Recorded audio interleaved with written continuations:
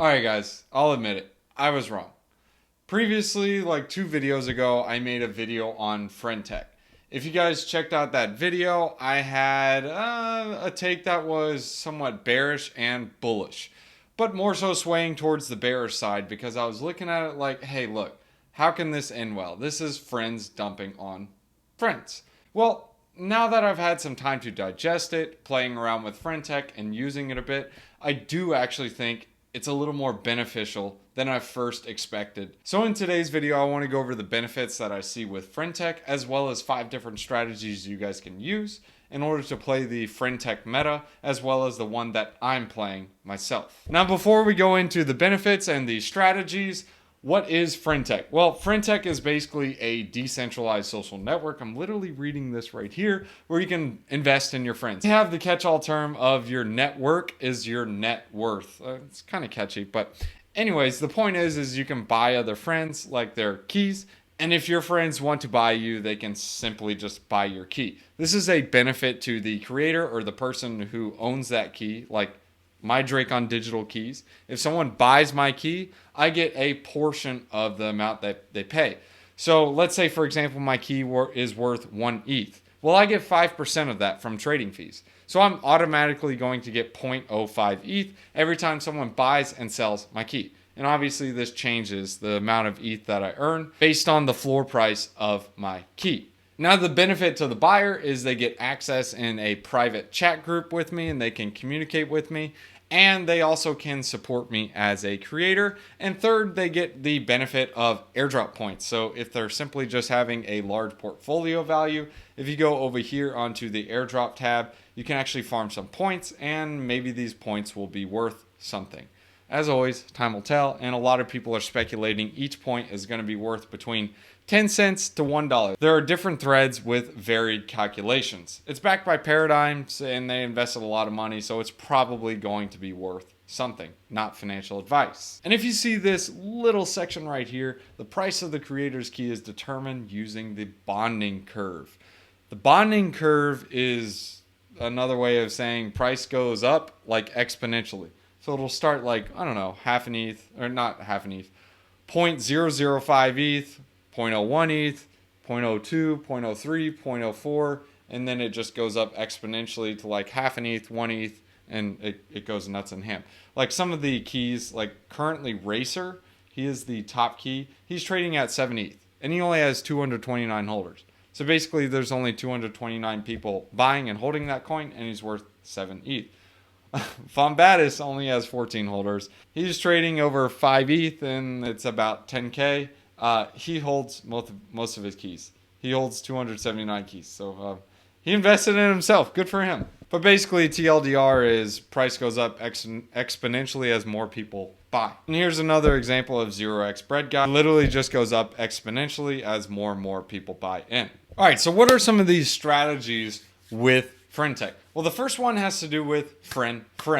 This is basically a strategy to increase the portfolio value to increase your share of the friend airdrop.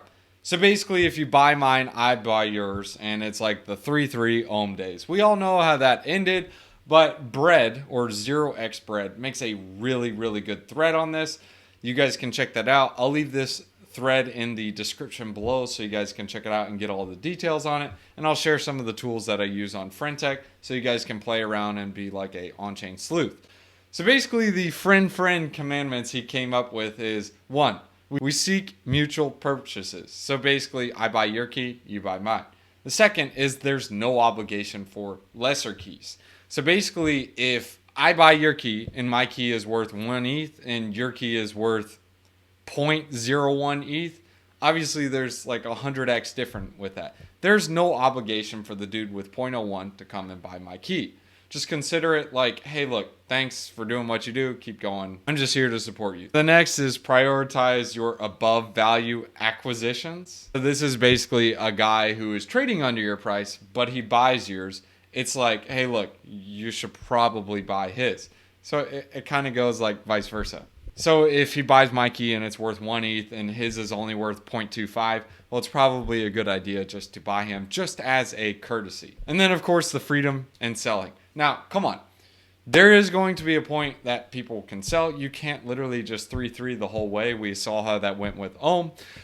But if you buy a key at 0.01 ETH and you sell it at zero point 0.5 ETH, I mean, I don't see anything that's wrong with that. That's literally just taking some off the table, and that's fine. And you use that to invest in other creators. An example for me is I'll look for people who are trading way underpriced, especially 0.01 ETH, and they're creating really good content. They're dropping good threads. They're dropping good alpha. They are out there grinding. I will hold their key until it trades above my key price. So if it's always trading below mine, I will just leave it. I'll let it sit there, and I'm happy to support them. The reason why I'm going with that attitude is because when I first started my YouTube channel, I was like, man, it was a grind. Like, you would make these videos, you would drop them out there. Sometimes you'd get no views, sometimes you would get views. And the people that are watching this channel now, in this video now, I appreciate you. I'm honored to have you guys here, and I don't want that to be undermined in any way. But if you do like this video, make sure you guys like and subscribe to the channel. And then, of course, the fifth rule with the 3-3 is if they sell, that gives you the right to go ahead and sell it. That's just kind of like the handshake 3-3 deal or friend-friend. And it's a pretty good strategy if that's what you're trying to do to get different points. But remember, as soon as that airdrop comes out, it could be a rush for the exits. But still, there are just different things to keep in mind with this. So that is the very first one. That is the 3-3 strategy. The second one is the day trader. This is the guy who basically has a bot set up or alerts set up as new accounts drop, and they buy and sell for a quick profit. This is 0x Maple. If you see him in the chat, or if you see him on any of the trades, he usually picks up a bunch of these keys, and he is usually the very first guy to do this. So let me show you an example of what I'm talking about. Here's one of Maple's recent trades. This was Maple. He bought 10 Cave keys. So if we go over here on Cave, he's got a 0.014 ETH price. Now, if we go ahead and see who the holders are, he basically holds all of these keys. He holds 10 of them. While you have 0x3 Lang holding one, RLH, basically these guys all holding one key. 0x Maple holds, what is that, 80% of the supply? So basically he is a whale for this Cave dude. So anytime someone is buying, they're basically buying hoping that Maple doesn't dump on them. But he's got 10 keys, he runs a very profitable bot, and his key is actually trading around 0.39. So his key is actually doing extremely well. But that is basically the day trader method. There are different apps that can help with this. An example is AlphaDor AI. This is basically a bot that you can use. As soon as an account with like a certain amount of followers pops up or whatever, you get an alert, a notification on Telegram, and it says, hey, look, this dude just made a FriendTech account. You can go out there and buy it, or you can simply set up one of these Telegram bots. But be careful when you export private keys and deposit ETH in there. There's a chance that it can rug. Just be careful with that stuff. Me personally, if I was doing this strategy, I would just sign up for the Telegram, and hopefully I get into there, or at least let the bots buy and sell, do their things, and then I jump in like 2-3 hours later and buy on a person that I want to swing trade. So the swing trade is another strategy. I'll get into that later in this video. But the third one is the farmer. So the farmer, this is prioritizing inflating's one portfolio value. This is basically done by buying up new keys at low prices. 0x5F Capital is a really good example of this. Here's one of the keys that he just bought up. So this was Ernest key, or Ernest key. He basically bought 115 keys. Why? Because it juiced the portfolio. So the taxes don't hurt his value as much as what his potential airdrop. Here, 0x5F Capital breaks down the math on this. He spent 40 ETH for these 115 shares. These are now worth 0.88 ETH a pop. Now, if you calculate 115 times 0.88, that equals 100 ETH. So he's farming with 100 ETH worth in his portfolio when he only initially sold or spent 40 ETH. And his downside is capped. Why? Because, well, he owns all of it. So if he went to go sell it, he would get 36 ETH back. That's recouping minus the taxes. Now he says he can get about 36 ETH when he sells. I think it would be a little bit less because the tax is on the way in. But either way, that is the exact point. He's basically getting a large portfolio in order to basically just farm the mess out of this airdrop. So he's going to get a lot of points. This is basically called the farmer. So this strategy is for those whales who just want a large amount of ETH in their farming and want to cap their downside. So you guys can check out his thread. I'll leave it in the description below. Now the next strategy is the swing trader. This is basically speculating on different keys that you think will have a bright future. So an example of this is like, hey, I'm bullish on Frentech. I will think it will be a massive thing in the future, maybe 200 mil in TVL instead of just the 37 mil it's sitting at. I'm going to speculate on 0x Racer. Why? Because he is the dev behind Frentech, or at least the main dev. So I would basically buy his key at 8 ETH in hopes that it goes up to 20 ETH, 30 ETH, whatever. Another one is, hey, I'm bullish on crypto. I'm bullish on someone who has a large social presence in crypto. I'm going to buy a Kobe key. For all of you who don't know who Kobe is basically an influencer on Twitter and a, will not say that word, poster. And he's basically just been around the space for a while and everyone looks up to him. Well, I at least look up to him, and he's a legend in the space. Another one is 0x Captain Levy. This is basically a dude who created the Diamond Lightning movement. It's basically like 3-3, but he buys other friends that buy him. And actually, he just simply just buys people now. He's got an extremely high price, but he's got a ton of keys, like thousands of keys. Yeah, so you can see here, this dude's got 2,568 keys. He's been buying a lot. And then, of course, you have some others. If, like, you're bullish on some of the YouTubers, like Taiki, you got Dynamo Patrick, you got Miles, you got Chico Crypto, and, of course, you got me. If you're just wanting to speculate on some YouTubers and buying some of their keys and speculate to sell in the future, that's just the swing trade movement. Fifth is the Dontator. So this is basically just involving giving back to people in the crypto community that you support. So buying any of these keys, these guys are going to get some of the trading fees. So as someone buys my key, for example, I'm going to get 5% of those fees. That is kind of like a passive way to donate and say, hey, I appreciate you, bro. Thanks for all your work, and I appreciate you in the space. Some examples of this who you could potentially want to donate to are going to be like Zach XBT, the on-chain sleuth who basically calls out all scams. I love this guy. He is a Chad in the space, and he is a huge asset. Another one is Eric Voorhees. This guy is basically a face of crypto and is a decentralization maxi. So these are just different people that you could potentially want to support. Now, of course, these are not the only strategies that you can deploy. There are several others that you can do as well. For me, for example, as a YouTuber, I can say back in the early days, making content and creating content, it was never fun to put content out there in the cryptoverse and basically get no views, no likes, no subs, no nothing.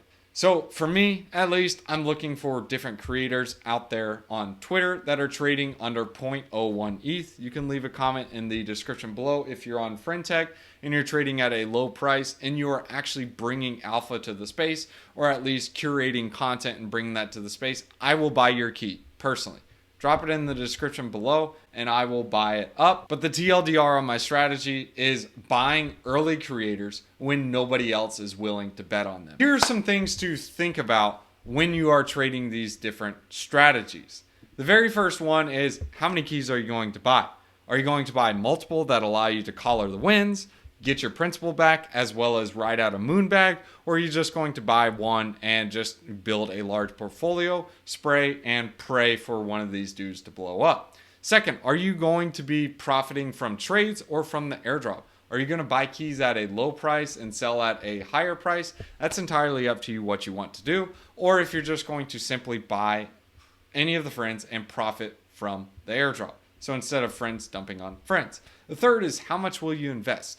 Make sure you set a limit and discipline yourself. It's so easy to turn this into a black hole of sending 1 ETH, 2 ETH, 3 ETH, and trying to make it all back the same exact way. Discipline yourself, set a limit, no matter what. Like, some dude could be trading at 10 ETH, 2 ETH, 1 ETH. I don't care.